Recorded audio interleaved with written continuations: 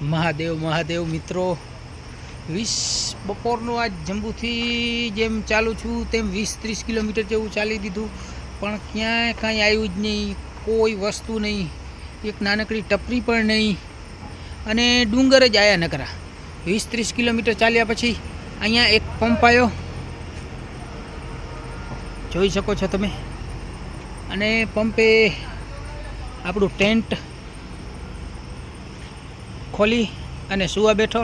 પંપવાળા ભાઈએ કીધું કે અહીંયા સૂઈ જાઓ, અને નાસ્તો કરતો તો, ખાવાનું બનાવતો હતો. તો પંપવાળા ભાઈ એટલા સરસ કહેવાય કે ખાવાનું પણ આપી ગયા કે આલ્યો ખાઓ,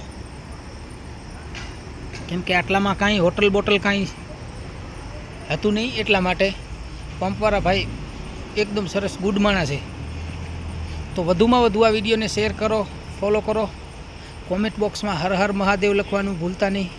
જય માતાજી, જય યક્ષ દેવા.